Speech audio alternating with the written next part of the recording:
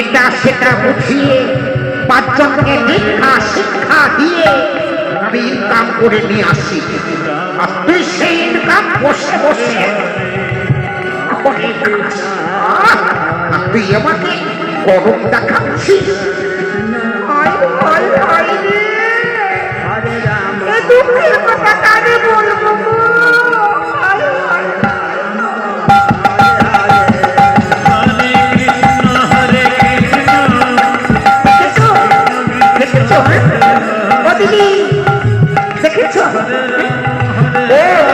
ওই পরের বাড়ি খেয়ে খেয়ে শরীরটা কতটা একেবারে শাড়ির মতো করেছে। আরে আমি বাড়িতে বসে না খেয়ে খেয়ে শুকিয়ে শুকিয়ে আমার শরীরটা কাঠ হয়ে গেছে।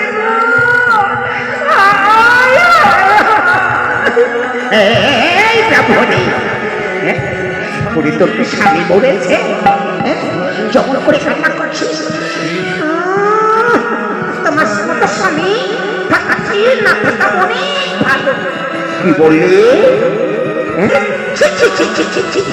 ওরা কথা না, আজ এই কথা না শুনতে হলো, মুখটা হিংসে আমি ছেড়ে নিয়ে বিদায় করবো। এই লজ্জা করো না, লজ্জা করো না, চলো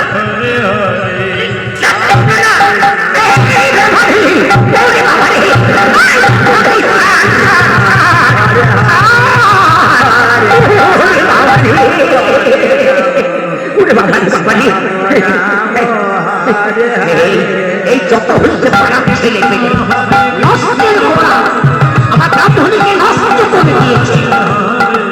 কি বললে? আমাকে নষ্ট করে দিয়েছে, আমাকে নষ্ট করে দিয়েছে। এই মুখ লাগিয়েছে, নষ্ট করেছে। নষ্ট কাকে বলে? নষ্ট কাকে বলে? বাবা রে বাবা, ভাষা জ্ঞানটা ঠিক রাখি। কিসের ভাষা জ্ঞান ঠিক রেখেছ? তুমি বললে নষ্ট হয়ে গেছে। ও তাহলে শোন, কেমন নষ্ট জানিস? হাই হাই হাই, দেখেছ কাণ্ড কাণ্ড দেখেছ? এই শোনো শোনো, এদিকে শোনো, পেছনে ঝুলছে ওটা কি? এই রে ব্রাহ্মণী রে, তোর ছানা খেয়ে না আমার হিতাহিত জ্ঞান সব হারিয়ে ফেলেছি। ধরিটা একটু মেরে দিবি তো?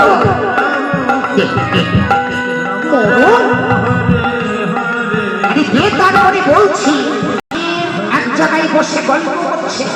ও দিদি, তোর বাড়ির সংসারের অবস্থা কেমন? তোর যা কটা কটা ভালোবাসে, তোর শাশুড়ি কেমন আছে? আজকালকে শাশুড়ি যত সংসারে না থাকে তত ভালো, কারণ শাশুড়ি না থাকলে আমরা যা খুশি তাই করবো, আর শাশুড়ি থাকলে তো পারবে না। হাপিট করে পরে ইনকাম আসতো, হাপিট করে নিজে ইনকাম করে খেলে জায়গা থেকে দিস মরনা মানে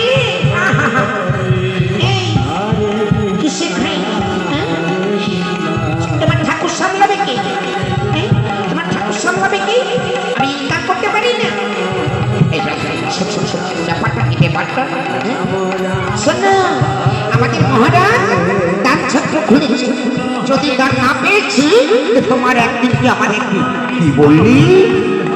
আমাদের মহারাজ দান করছে?